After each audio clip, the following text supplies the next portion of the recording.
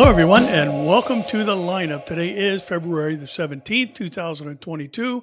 I'm Barry Stagner, and a couple of things before we jump in. Please keep us in prayer as we travel, myself and Amir and the rest of the team, to Cincinnati for an Awaiting His Return conference, prophecy conference here in Cincinnati, Ohio on Saturday. And you can stream the event if you'd like to join us online. And we're not sure exactly how many platforms that the venue will be able to handle, but we're looking at streaming from my public figure Facebook page, my YouTube channel, and then the Behold Israel Facebook page and the Behold Israel YouTube channel. So if you can't find it on one, check another, and we'll be streaming some way, hopefully on all four platforms, so we can get the word out and the teaching can be available to as many people as possible. Going to be a great day. Myself, Amir Sarfati, and our brother in arms, Pastor Mike Golay, will be rounding out the day. We'll have a Q&A and all of those things. So really looking forward to a wonderful conference this weekend. And then I wish I could think of the name of the church that Amir is going to be speaking at on Sunday. It's actually the host church of the event, but it's held at a public venue. And but he'll be speaking on Sunday at the church, the host church for this conference. And then I'll be speaking at Calvary Chapel, Cincinnati on Sunday morning at 10 a.m. if you'd like to join there if you're in the area. Well, it's been just a wild week. We've got earthquakes in Israel, just massive flooding going on around the world, signs in the heavens, another major asteroid about to pass by at its closest path in over 100 years, a long-known asteroid, all kinds of things going on, and that just tells us everything that we're told to be looking for is happening right now. Jesus is coming soon, and including the scoffers of the last days. I saw a guy this week that just basically, at least in his mind, from the preterist position, or interpretation, I should say, of last day's events, just basically said, there's no rapture, there's no this, there's no that. And what a discouraging thing and what a position to take in times such as these. Well, if there's no rapture, then why is everything that precedes it or foretells it happening in our world today? And I got news for this brother. The book of Revelation is not symbolic. It is literal. And that's exactly how we ought to look at it as the rest of prophecy as well. Let me just say this. I hope, I'm not sure if there's going to be a streaming capability at the church on Sunday that I'm speaking at, Calvary Chapel, Cincinnati. But you can look up their website. I'm sure they'll be streaming from their website. Not sure about any other platforms, but if you want to, I encourage you to join in. And I'm sure Amir's going to be streaming as well. And you can watch these after the fact too. But I'm going to be teaching on the rapture of the church, something that's come under heavy fire in these last days. And we're not going to look at it from the normal how close are we type of perspective that we usually do, and what is it that we can know, even though we can't know the day or the hour. But I'm going to look at it through the lens of doctrine. Is it biblical? Is it actually something that we can establish through Scripture as fact? And we'll dissect it from the Old Testament and the New, as well as the prophetic necessity of the rapture of the church and its impact on the balance of Scripture, the integrity even of Scripture. So I'll be talking about the rapture, whether it's a biblical doctrine or human creation on Sunday morning. So I'll give you a little heads up there if you'd like to join us.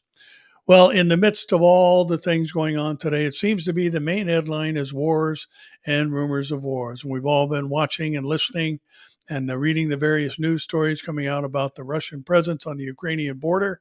And as always, with everything, there just seems to be, at least in the realm of the media, just a mumbo jumbo of everything in between. It ain't going to happen to it could happen today.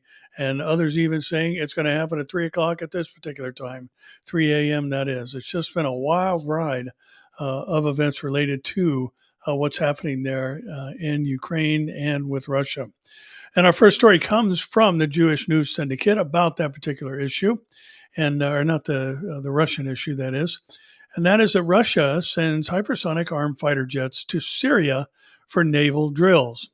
Russia sent MiG-31K fighters with hypersonic Kinzhal missiles and Tupolev Tu-22 bombers to its air base in Syria for naval exercises, reported Interfax news agency on Tuesday. The forces are headed to the Hemamine air base southeast of the city of Latakia, Syria, and will take part in exercises in the eastern Mediterranean.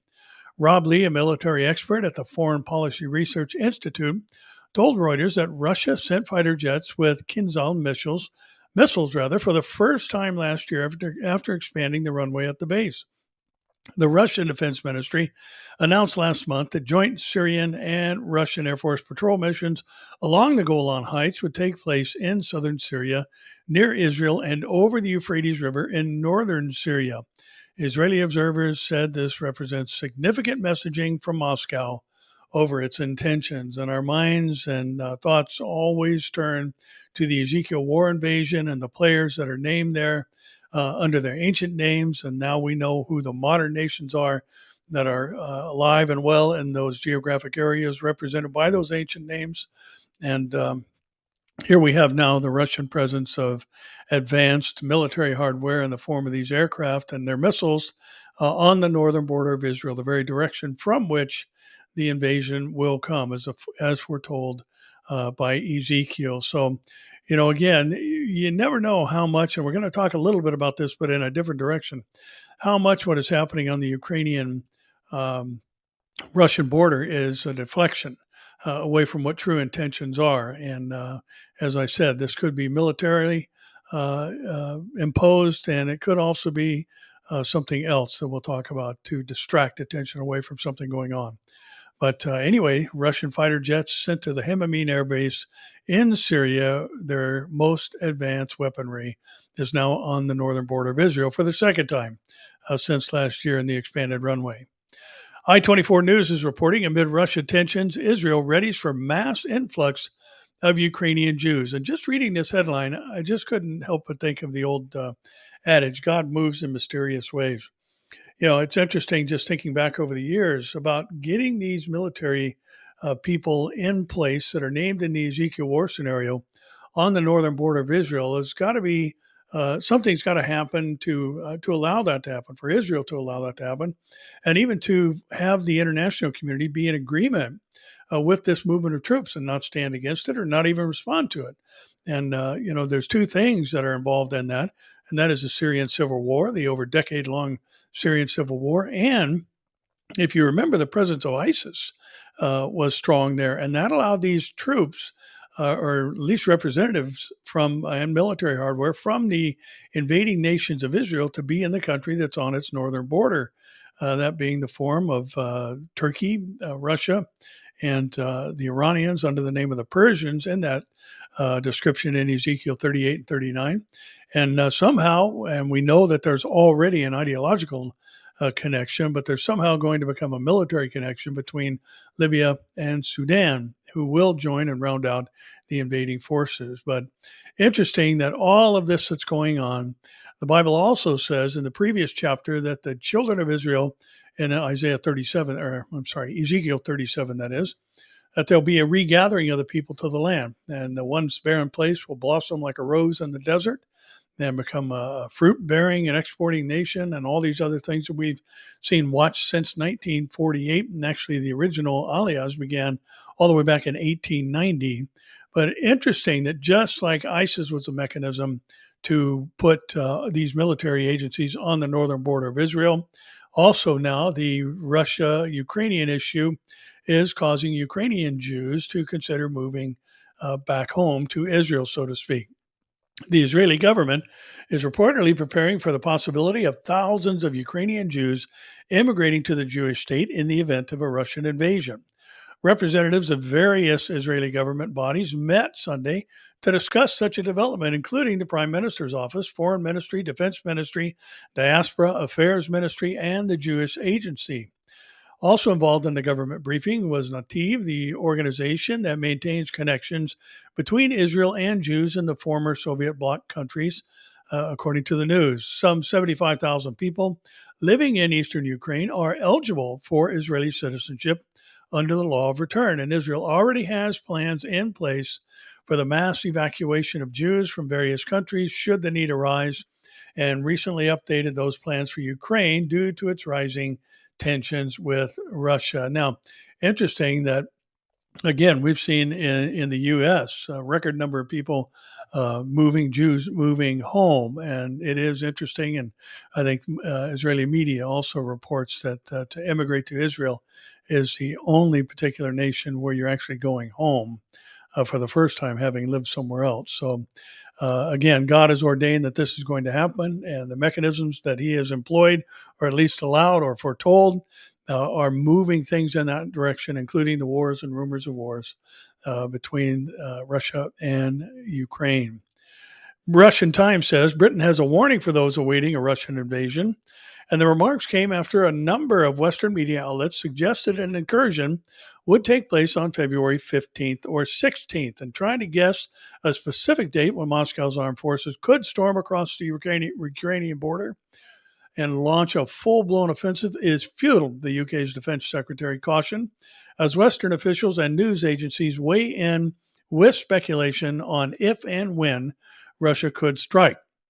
Speaking as part of an interview with Sky News on Wednesday, Ben Wallace set out his view that naming the day an attack could happen is not worthwhile, as tensions remain on the shared frontier between two Eastern European nations. It's pretty clear their intentions toward Ukraine is to change their behavior and that of NATO as well, and they're doing so with the threat of invasion, he said, adding that the world must use its own judgment on the scale of the purported troop buildup at the demarcation line.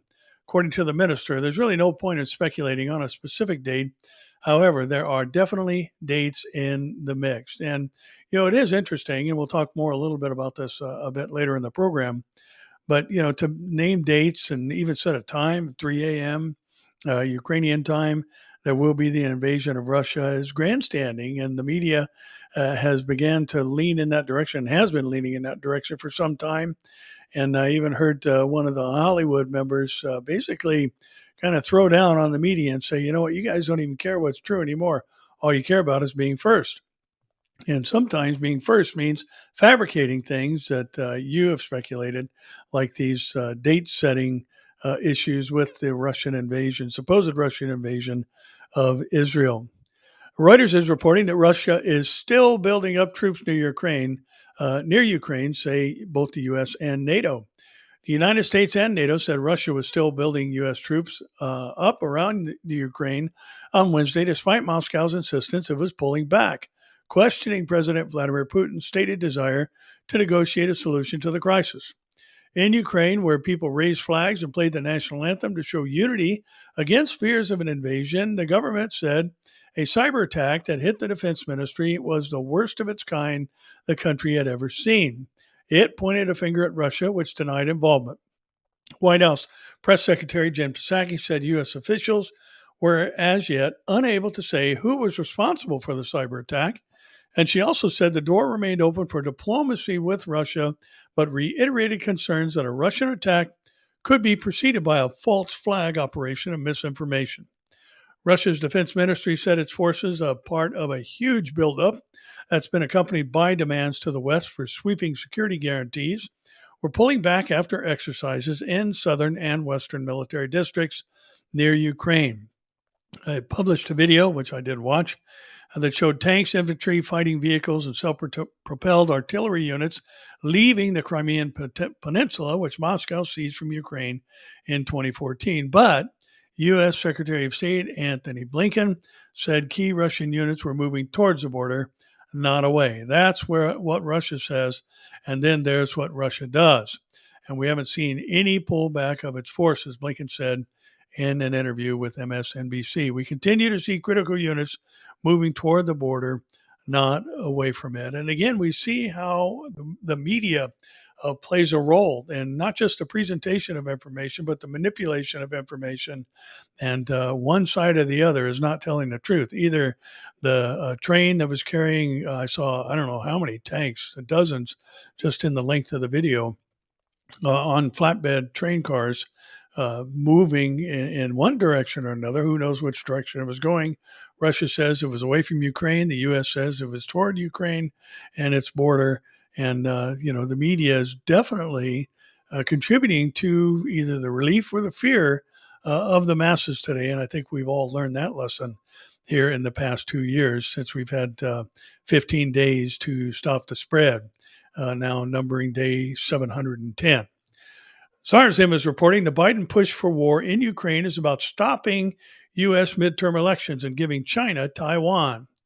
This is an interesting article, and again, it kind of shows the role that the media plays in influencing thought and pushing thoughts in a certain direction.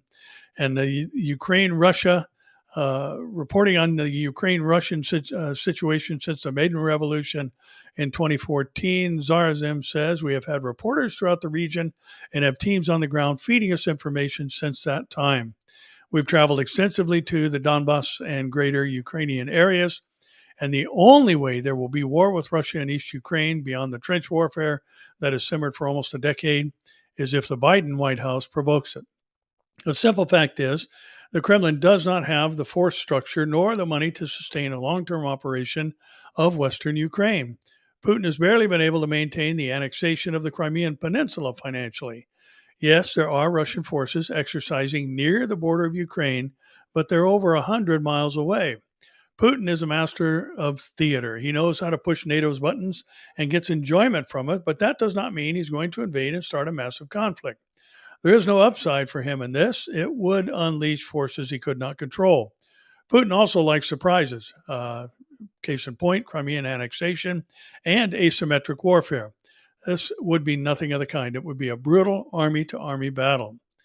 And the reason behind Biden's push to start a conflict in Donbass is possibly to delay the November elections in the U.S., which he will certainly lose largely. He may try and declare an emergency and invoke emergency powers, something the communists accused Trump of attempting to do.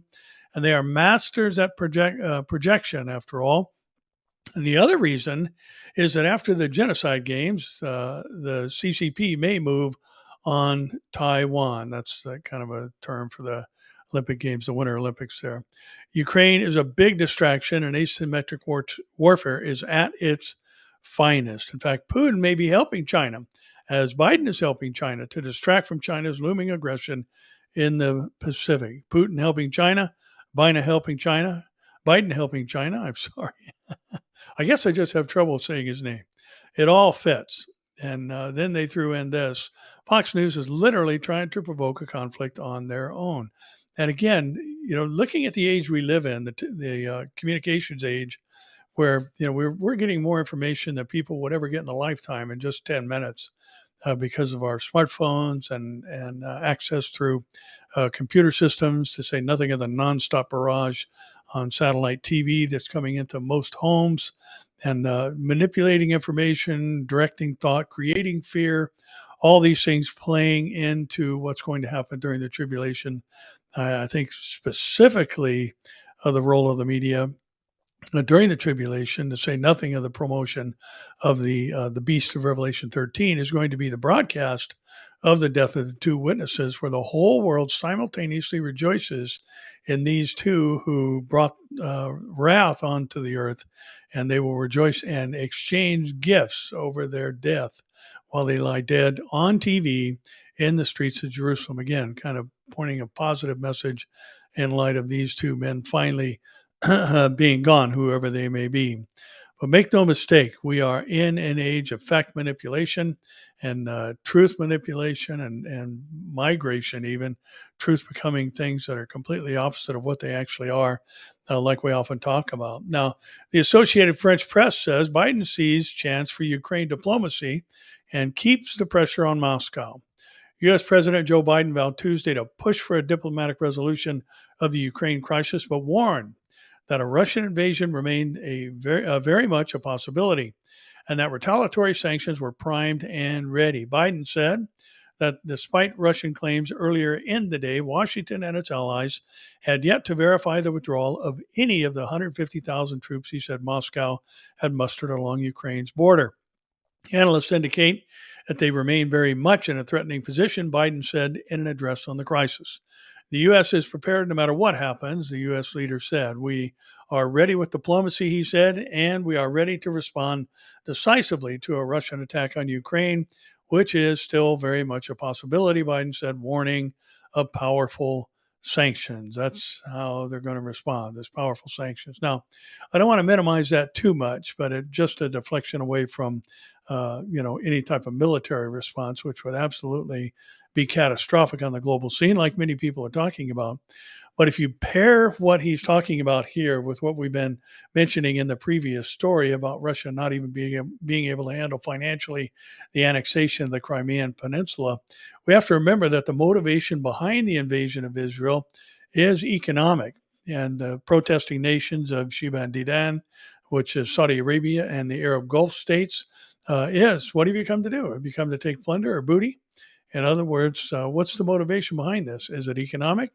And with Russia, being stressed to the max, and now with Israel especially being a competitor in the European gas and petroleum markets, specifically natural gas at this point in time, and then with the contested area where there has been oil found now in order to create petroleum products in the Golan, which the Syrians claim to be theirs. Israel claims to be theirs. Russia, as we just read a moment ago, actually has a presence in Syria in order to watch over the Golan. It named it specifically. So again, these things aren't just something that are insignificant and kind of the ebb and flow. At some point in time, there's going to be a crisis situation that causes this invasion, and economic strains will be what's behind it. And like we talked about last week, it's funny that two of the invading nations of the Ezekiel war scenario have offered Israel to help them get the gas from the Leviathan oil field to the European markets, which would be a crisis for them because it would drive prices down and all the other things we talked about. But here we are, Russia, now beefing up their presence on the northern border of Israel. And many believe them will be the unit basically that leads the charge, or they will be the unit that leads the charge into Israel. I keep mentioning this over the years that, I don't want to downplay the role of Turkey, because the fact is most of the nations named in the Ezekiel war scenario in chapter 38 and 39, the ancient names found in the Table of Nations in Genesis 10, are now located in the nation of Turkey. So Turkey's got a big role to play, and they could certainly be leading the charge as well, with Russia in tow instead of the other way around. But, there are some who see Russia as taking the charge. But either way, things are lining up for what's going to take place in the Ezekiel war scenario. And wars and rumors of wars abound in these last days. Now, Just the News is reporting that false crisis regarding Russia hurts relations between the U.S. and Ukraine, experts say. The situation in Ukraine is a false crisis that has hurt relations between Washington and Kiev, as the Biden administration increasingly claims to know the date and method of a Russian incursion against its neighbor, experts told Just the News. The experts made their comments Monday while appearing on the John Solomon Reports podcast. It's a false crisis, said international relations expert Kieron Skinner, who served as an advisor at the State Department under President 45. She made that assessment, she noted, because there's a war of attrition going on between Kiev and Moscow now for 8 years. International tension has spiked recently as Russia maintains an estimated 100,000 troops along its border with Ukraine and has issued ominous statements about the start of a countdown and claims that Moscow is being provoked. The U.S. has repeatedly announced that Moscow plans to stage a false flag provocation in order to justify an attack on Ukraine, and has said that an attack is imminent and could occur this week. The State Department said on Monday, shuttered its main embassy in Kiev and moved the operations to the western city of Lviv. The announcements and predictions strike a sour note in government circles in Kiev, according to Dan Hoffman, a former station chief for the CIA in Moscow. The relationship between the U.S. and Ukraine is strained right now, to say the least, because Russia has got 130,000 troops on the border, Hoffman told Just the News, and President Zelensky, rightly so, is questioning, well, where's the intelligence? Ukrainian President Volodymyr Zelensky on Sunday said that he had not seen any intelligent assessments regarding an invasion and that the warnings were stoking panic. I think there's too much information out there today about a deep, full-scale war on Russia's part, Zelensky said. There is even talk of appropriate dates. So we understand all the risks. We understand the risks are there. If anyone has any additional information about a 100% chance of invasion, they should give it to us. Alternating between English and Ukrainian, Zelensky continued, I have to speak with our people as president, and I say the truth to people, and the truth is we have different information. Information regarding attack comes through intelligence channels, the administration has said, but the information and subsequent leaks prompt questions from the former station chief often. The Biden administration's kinds of substituting diplomacy for releasing declassifying intelligence, thinking that by declassifying intelligence, they're going to influence Vladimir Putin's behavior, Hoffman said. I think, quite frankly, that's just lazy. The method falls short, he noted. We haven't influenced his behavior at all, Hoffman said, but Putin is influencing ours. The administration perhaps thinks they're doing something by releasing intelligence that, frankly, I think it's possible Vladimir Putin is feeding it out to us anyway. So again, just the role the media plays and the information flow, the or necessity, I should say, of controlling the narrative that's out there, the flow of information. I mean, we have lived with just up and down and don't do this and do that and stop doing this for now, or you can do this here but not there, or there but not here, for these past 2 years. And again, where has all of our information come from? It's come from the media. And again, this is just kind of highlighting this. Reuters says Russian aircraft came close to U.S. military planes over the Mediterranean, according to the Pentagon. Another report said they were 5 feet apart. And while such interactions are not rare between the U.S. and Russia, it comes at a particularly delicate time and amid heightened concern about any accidents or miscalculations. Russian aircraft came close to 3 U.S. Navy P-8A while they were flying in international airspace over the Mediterranean. No one was hurt. Interactions such as these could result in miscalculations. This is the standard speak after one of those events.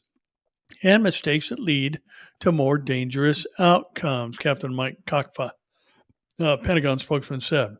A U.S. official speaking on condition of anonymity said in one of the incidents, Russian aircraft came within several feet of one of the U.S. Navy planes. Another article, again, specifically stated 5 feet. While the U.S. has said it will not send U.S. troops to Ukraine if Russia invades Ukraine, Washington has sent thousands of additional troops to Eastern Europe to help reassure NATO allies. U.S. President Joe Biden warned on Tuesday that more than 150,000 Russian troops were still massed near Ukraine's border. A U.S. military official told Reuters that a U.S. Army medical evac helicopter was flown to the Polish border with Ukraine to transport a U.S. service member who had a non-injury medical condition while in Ukraine. So, again, the heightened tensions, the frustration and aggravation that's happening out in the world about this particular issue. And the whole point of reading this kind of these contradictory stories is that they are just that. They're contradictory. And one of the things I think that is important for us to remember, especially in these last days, that confusion is a necessary tool of the adversary in order to create the attitude that is going to be prevalent during the tribulation period.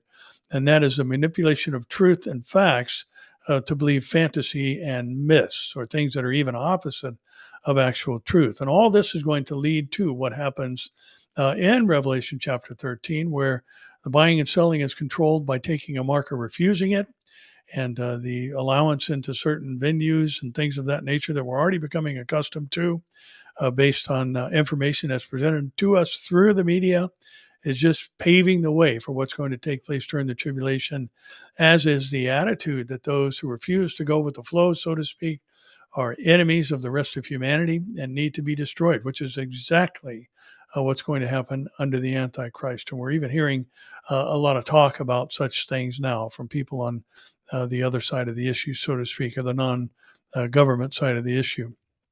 Now, this story, I think, is interesting, and it makes the point, and just seems to be our theme as the media today, but I think it's worthwhile.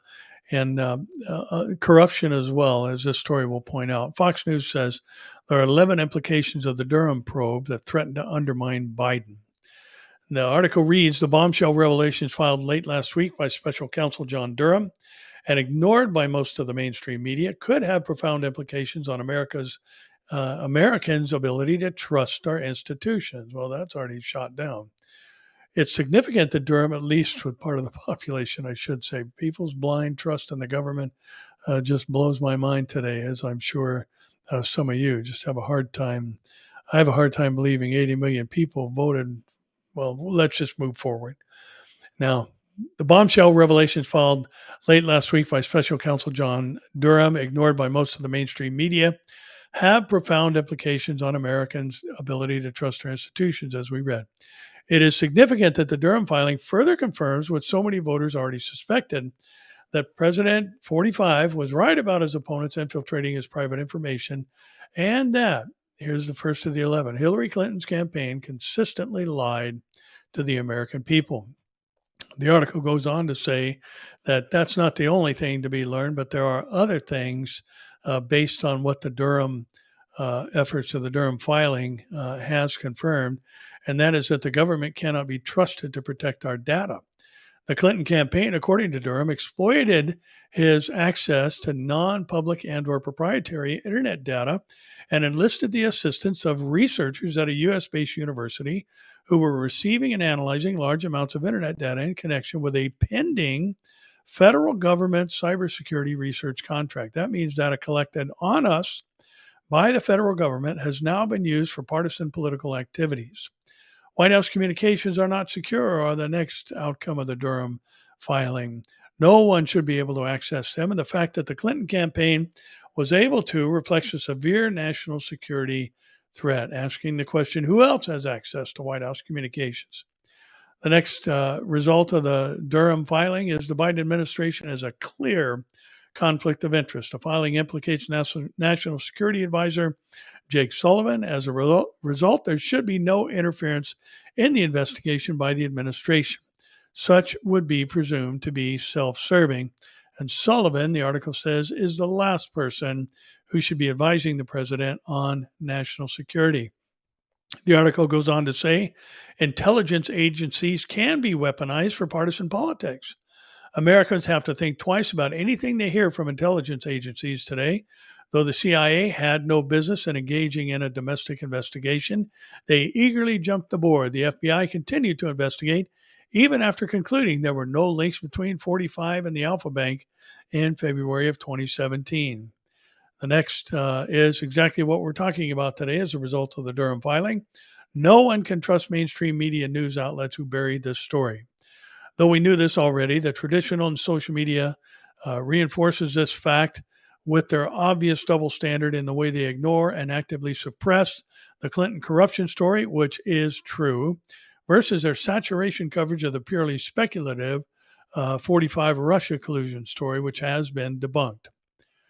The next finding of the Durham filings is there is no justice if Clinton and her minions are not held accountable. The Clinton campaign was the architect of a disinformation campaign aimed at government, media, and Congress. Team Clinton allegedly lied to all three, and the Biden administration has pointedly criticized misinformation and must hold Clinton's team to the same standard as anyone else they have targeted. The next finding is the lying was not accidental. Durham's filing indicates Clinton's team, upon contacting the various agencies about the Alpha Bank allegations, excluded facts that would have cast doubt on the connection to Trump, including the fact that the DNS pings in question began years before 45 even took office. The next finding, or result, I should say, is Clinton's team knew they were lying. They knew the Alpha Bank allegations were a red herring, according to Durham's indictment of Sussman. One participant admitted in 2016 that they would need to expose every trick we have in our bag to even make a very weak association, adding that the only thing that drives us at this point is that we do not like 45. Again, these are our intelligence and security agencies of the United States getting involved in influencing the outcome of an election which is completely outside their scope of responsibility. The next finding is security clearances are not secure, and the fact that Jake Sullivan still has a security clearance despite his role in the whole sordid affair and the scrutiny over potentially false statements he made to Congress creates doubt about the efficacy of our security clearance process.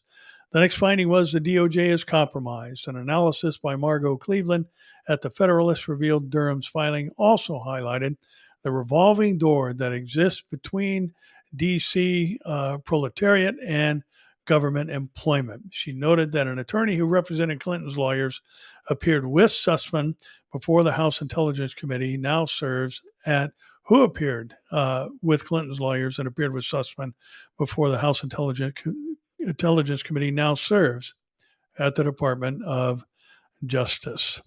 And after being shamed into reporting on the story, some mainstream media outlets released bare bones reports on their websites days after the Durham filing became public. But make no mistake, this story is a bombshell potentially bigger than Watergate that should reverberate far beyond the next election.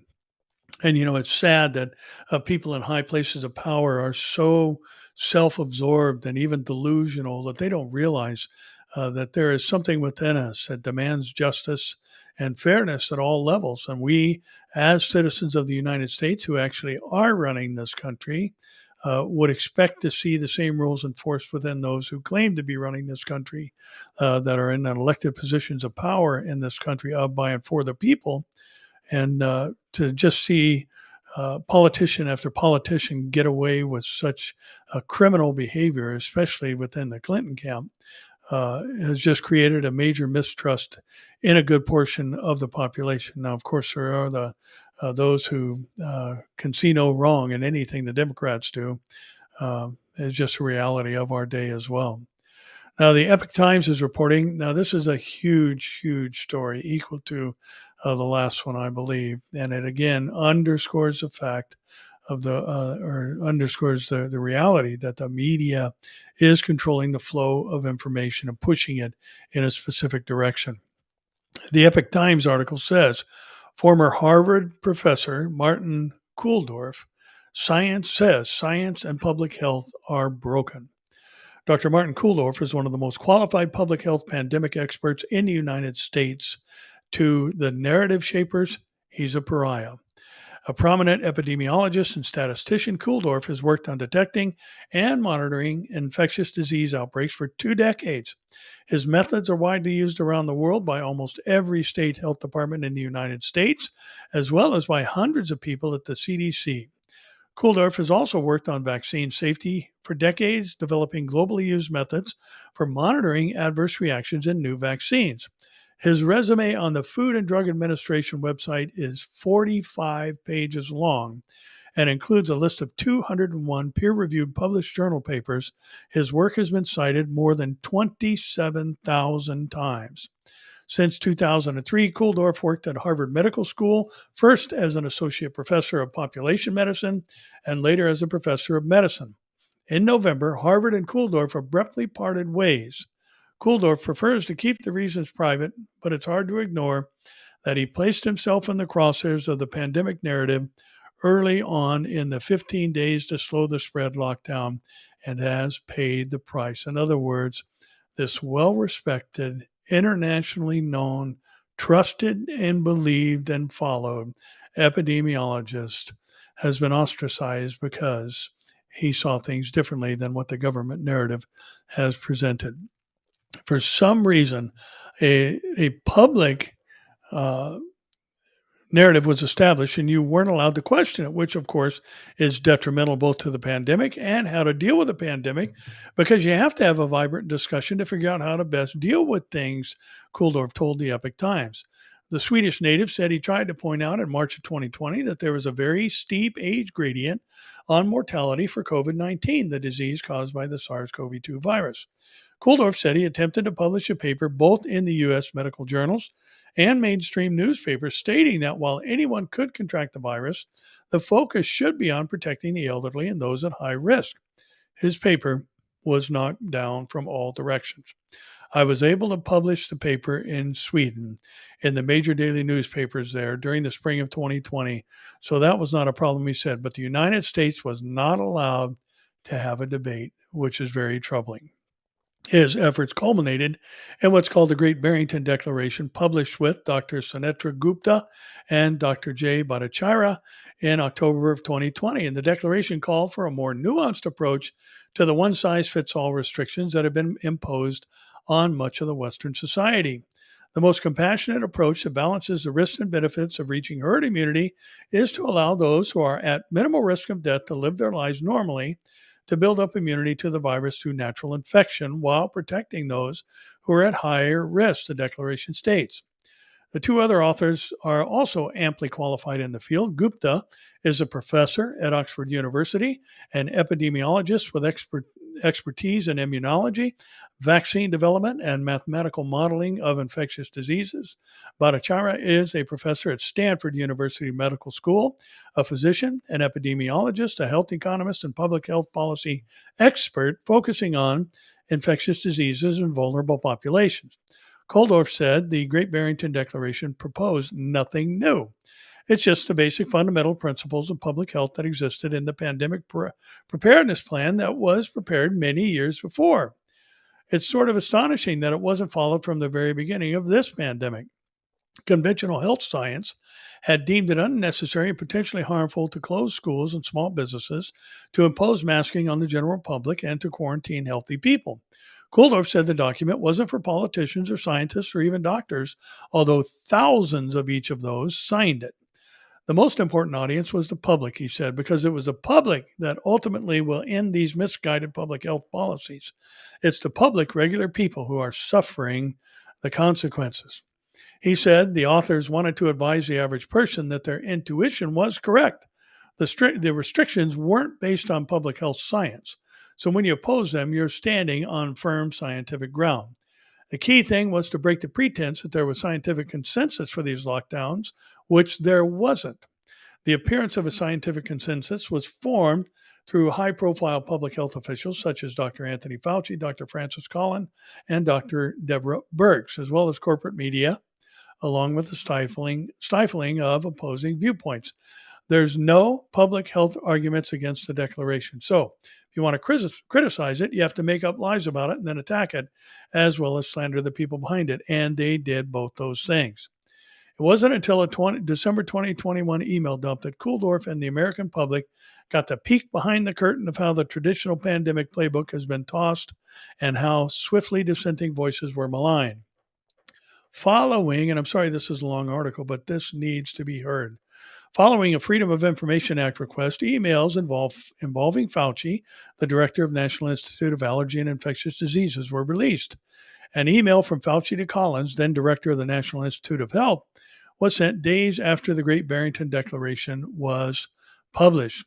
This proposal from the three fringe epidemiologists, the email said, seems to be getting a lot of attention, Collins told Fauci in October 8, 2020 email. There needs to be a quick and devastating published takedown of these premises. I don't see anything like that online. Is it underway? Collins' 4-line email mentioned that the declaration included even a co-signature from a Nobel Prize winner, Mike Levitt, at Stanford. Fauci appears to have been in full agreement with Collins' proposal to take down the authors and their declaration, sending a one-line reply. I'm pasting in below a piece from the Wired magazine that debunks this theory, he wrote. Collins replied, excellent. So again, the media is playing a role in silencing those who stand against it, and they're under directives from those in high places in the U.S. government. And once this came out, a cavalcade of articles from corporate media outlets ensued with a common theme to disparage the declaration and its authors. The New York Times called focus protection a viral theory. BuzzFeed called it a highly controversial recommendation, even though it's been the standard recommendation for decades. Anti-lockdown advocates appeared on the radio show that featured Holocaust deniers. A Guardian headline blared, and Greg Gonsalves, an associate professor of epidemiology at Yale, called the focus protection strategy a massacre and a straw man argument produced by fancy scientists in a Twitter thread.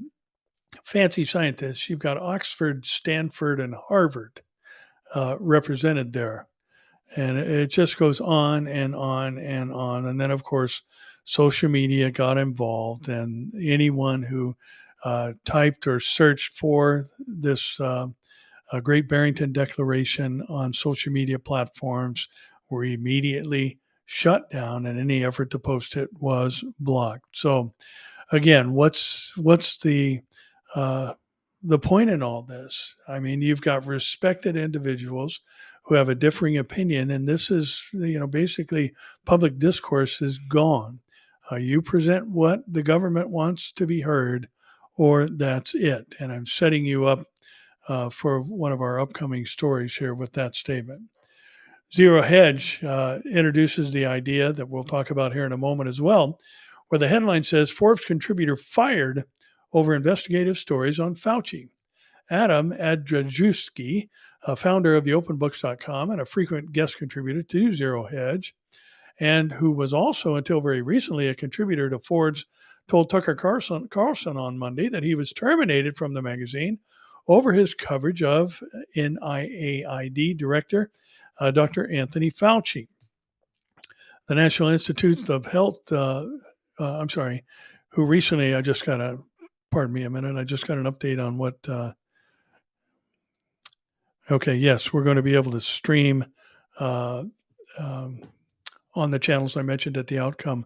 If you'd like to watch the Awaiting His Return conference, you can stream on my Facebook page, my YouTube channel, the Behold Israel Facebook page, or the Behold Israel YouTube channel. Sorry for that interruption. I just saw on the top of my iPad the text came in from the person I was waiting to give me that information from, and so I thought I'd let you know. Free to watch Saturday. It starts at 9 a.m. Cincinnati time. I believe that's East Coast time, 3 hours ahead of the West Coast. And so you can join us there. It's going to be a great day. I'm not sure what the order of the event is, who's speaking when, and that's generally the way these conferences go.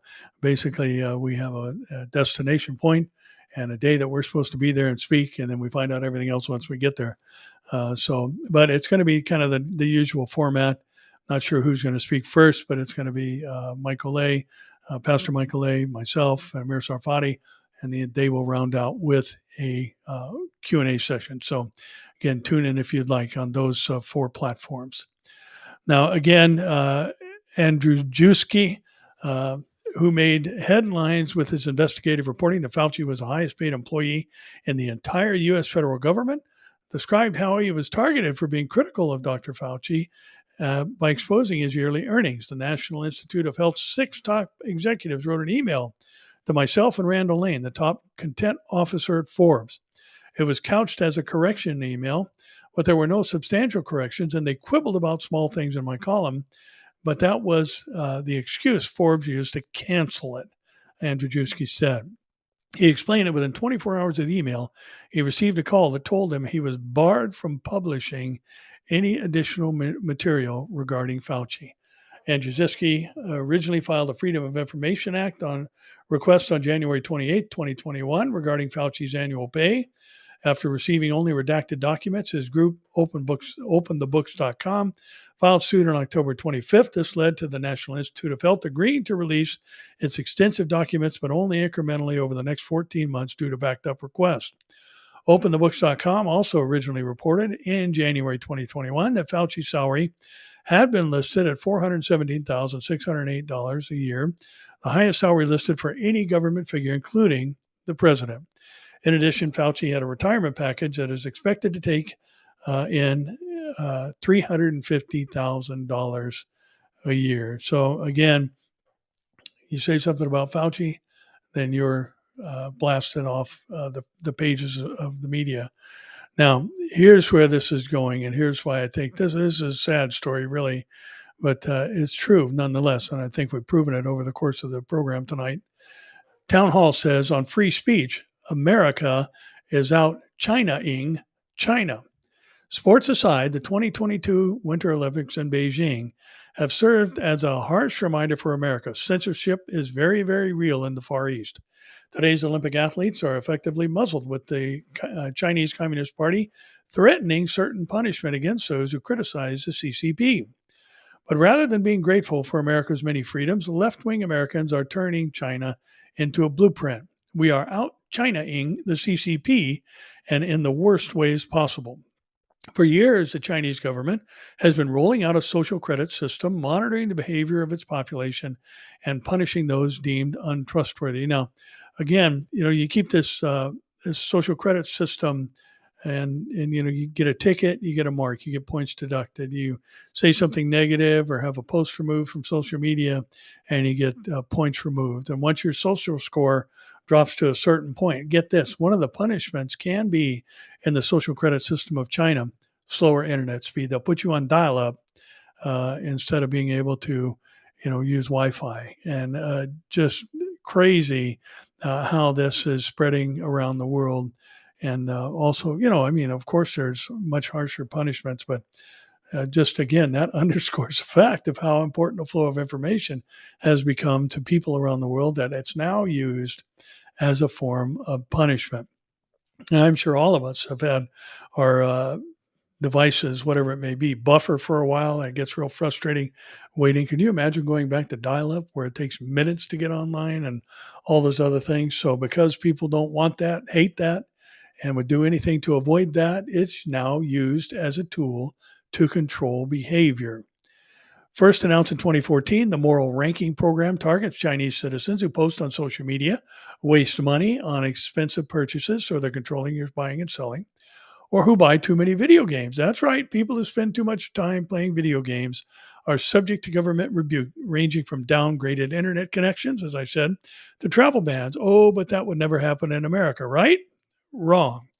In the United States, Uber has long prohibited low-rated riders from accessing the app.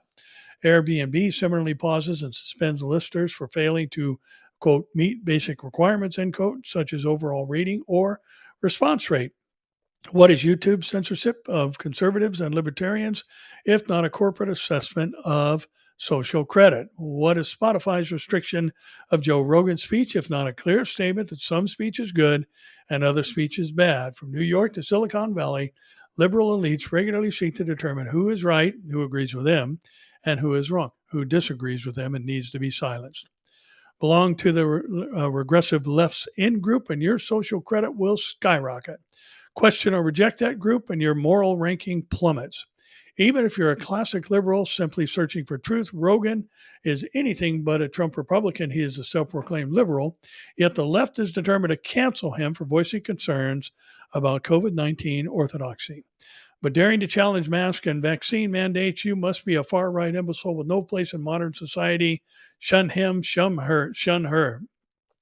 Conservatives and libertarians are right to call out the cancel culture, but they're often too narrow in their scope of their critiques. Excuse me. Censorship is one of the language police's weapons, but it's only the tip of the iceberg. Like China, the American left has been rolling out its own social credit system for years now, weaponizing terms like misinformation and disinformation to distinguish themselves from the alleged social outcasts. And by the way, I am one who's been convicted of misinformation. And I've shared this before. I'll remind any of our new viewers that my Facebook page is still, after all this time, after almost 2 years, heavily restricted. And what got me restricted on my Facebook page was I did a message called Law and Order from the book of Galatians. And that was a phrase associated with Trump. So they made the assumption that I was basically a Trumper and was spreading misinformation or disinformation that was against what they wanted the narrative to be, in the direction they wanted it to go. So they restricted my Facebook page now for just about 2 years. And out of the 200,000 plus people that follow my page, maybe 300 or 400 see the things that are actually posted there. And that's why I've asked in time past, hey, if you see something on my Facebook page, please share it. And that is something that you would like to share, obviously. I'm not trying to do what we're reading about here, but especially this, getting the word out on social media. I think it'd be great if you would enlist in that and helping get the word out through Facebook. Pandemic-related discourse has developed into a colonial tar and feather spectacle, the article says, with the in-group scapegoating others as less thans. This is a moral abomination. It is antithetical to the American freedom, and we cannot allow such a regressive ideology to stand. Now is the time for good faith Americans to join together and push back against those out China-ing the Chinese government. No one, certainly not Joe Biden, has the right to dictate what we can say and cannot say. This is your individual right alone. This is our freedom alone. And no entity, whether it's Airbnb or YouTube, should be in the business of judging social credit for themselves. That is as un American as it can get. And the article concludes by let's get things tracking again by voting the radical leftists out in 2022. And to that, I say, amen. Now, there is a glimmer of hope that maybe people are getting sick of this and see where this is all headed and where it's taking our blessed and wonderful United States, the country I know we all love and can't believe that we're seeing what's happening. And this comes from the Christian Headlines. And the article headline reads, San Francisco voters boot school board members who removed names of Abraham Lincoln and George Washington from schools. San Francisco, which is not exactly a conservative hub, voted to recall San Francisco Unified School District Commissioner Allison Collins, Board President Gabriela Lopez, and Board Vice President Fauga Moliga. And the pro-recall slide tallied more than 70% in each election. San Francisco Mayor London Breed will choose replacements who will then face another election in November, according to the San Francisco Chronicle. Breed, who has been critical of the board, supported the recall. Supporters of the recall identified several issues of concern. Last year, with schools closed, the board approved a much criticized plan to rename 44 school sites, including ones named after Abraham Lincoln, George Washington, Franklin Roosevelt, and Thomas Edison. The board listed a number of reasons behind the actions. Native Americans lost land due to Lincoln. Washington owned slaves. Roosevelt supported Japanese American internment camps. Edison electrocuted animals. After pushback, the board rescinded the action. Breed was highly critical of the plan. Our school board wasted time renaming schools instead of reopening them, the pro-recall group Recall SF School Board said on its website. The pro-recall group also criticized the board's decision to keep schools closed during the 2021 year. We were the last big city to reopen, the group's website said. Our most disadvantaged kids fell the furthest behind. Our board has not acknowledged the 1.5 years of learning loss, let alone come up with plans to address it. Breed applauded the voters for recalling the board members, saying children have suffered tremendously during the pandemic. Okay, California, get on the bus here with this.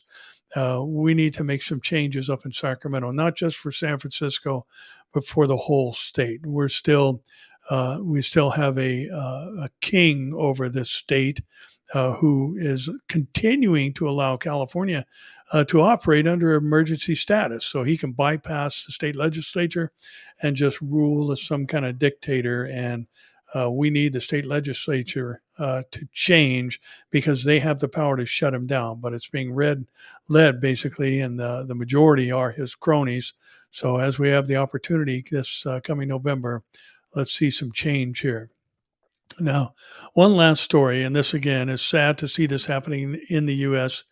The headline reads, Teacher spying is instilling surveillance culture into students. Now, again, remember, during the tribulation, people are going to be ratting each other out. They're going to be butchering each other under the rider of the second horse of the four horsemen of the apocalypse, the rider on the red horse, as you see in Revelation chapter 6. And certainly, they're going to be turning in other people who don't have the mark, can't buy and sell, can't get food. Somebody comes to them and says, hey, can you help us out here? I don't want to take the mark. And again, they're going to be beheaded for the rejection of the Antichrist. And so, ratting people out has become the norm, even during this pandemic. I watched a video the other day where there was basically a protest against the mask mandate that had a heavy police presence, and anybody that wasn't wearing a mask was arrested. And the next day, get this, there was an LGBTQ parade, and the police presence there was heavy as well, and there wasn't a mask in sight, and no cop did anything. So again, this whole surveillance idea and this 1984 type of picture that we've been seeing painted is already a reality. For the teachers, it began in October at California Teachers Association 2021 LGBTQ Issues Conference, and Lori Caldera and Kelly Baraki explained how they identified potential new members of UBU, the school's club of LGBTQ supporters. When we were doing our virtual learning, we totally stalked what they were doing on Google. And when they weren't doing schoolwork, Caldera said, one of them was Googling Trans Day of Visibility, and we're like, check, we're going to invite that kid when we get back on campus. Whenever you think of LGBTQ issues, the fact that a teacher can remotely track what students do online should give you pause. This is not a case of a teacher reviewing the browser history on a classroom computer after school, as Caldera said, albeit with her tongue in cheek. They were stalking the kids. And needless to say, they were accessing their home computers and iPads and things of that nature. The Buena Vista Middle School in Salinas, California, while Caldera is employed and is currently on leave following uproar over the story, uses GoGuardian, a standard software tool for monitoring what students do during Zoom classes. GoGuardian, which promotes itself as powering digital learning environments where every student can thrive, is being used by 30,000 schools. Schools do, of course, have a vested interest in protecting students. Defenders of programs like GoGuardian point out that it could catch a student searching for, say, how to commit suicide. But as with law, extreme cases make bad policy. If digital learning environment tools also collect data related to non-threatening, life-threatening behavior, we can expect school authorities to hold the line on what to flag and when to interfere. GoGuardian's website features a testimonial from a district administrator. A student new to the district revealed in his journal that he was struggling to fit in certain words, tripped an alert, and the administrator was able to connect the student to support services. Perhaps that worked out for the best for the student, but most kids don't want school administrators reading their journals. Justin Reich, a former teacher who spent 15 years as an education technology consultant and who now directs MIT's Teaching Systems Lab, says, generally speaking, I think school policy gives quite wide leeway for schools and districts to have the capacity to view almost anything that happens on school devices, networks, and services. And that worries him. We need to consider how schools induct students into a surveillance culture. And what a crazy world we live in. Aren't you glad you know Jesus? Aren't you glad you know that he's coming and that he's going to snatch us off this giant dirt clod and instantaneously transform us into immortal and incorruptible beings that will be forever be with the Lord from that point on. And listen, I think one of the things that's important for us to remember, and it's an ugly point, but it needs to be said. And when the world gets to such a state that only God's wrath can correct it, then God is going to pour out his wrath. If we look at even the Noah scenario, 8 righteous on a planet, as I mentioned before, that it has been calculated by Ken Ham and his team there and the wonderful work they do at the Creation Museum and the Ark Project, has calculated some 16.9 billion people lived on the earth at the time of the flood. 16.9 billion people, 8 righteous, got on the boat. And when there's no hope except for God's wrath to correct the direction that the world is going, that's when it's going to happen. And I have to say, I think we've reached that point of no return. What a mess these stories present to us today. The mismanagement of information with a goal of directing a narrative in a direction that governments want it to go, rather than the presentation of facts by the media and truth by the media, and let people weigh in and make their own decisions and even criticize it. And, I grew up in a time where I remember members of the media and even political persons saying that freedom of speech is so sacred that they had to allow groups like the KKK to express their opinions. But not today. You say anything that goes against the narrative that the government wants us to hear, and you're going to be shut down on the main form of communication today, and that is through social media. Well, that's it for today. And I'll be heading out in the morning for Cincinnati. So I covet and appreciate your prayers. And, I'm sitting here in beautiful Southern California in my studio. It's a little bit chilly today. I think it's only 62. but I think the high on Saturday for the conference is 25. So this California boy is going to take a jacket and or two. And looking forward to a great conference. Again, if you'd like to watch online, you can go to my Facebook page or my YouTube channel. Just search for my name. On the Facebook issue, make sure that it's not a personal page. Make sure that it's the public figure page, which has 200,000 plus followers. That'll tell you that's the right page, or my YouTube channel, which you can search for under my name, or you can go to Amir's Behold Israel page or the Behold Israel YouTube channel and watch from there. So, with that said, I pray that you have been blessed and informed, and that your hope and expectation of the glorious return of our great God and Savior has increased by our time together today. So, with that, I'll see you either here, there, or in the air. God bless you.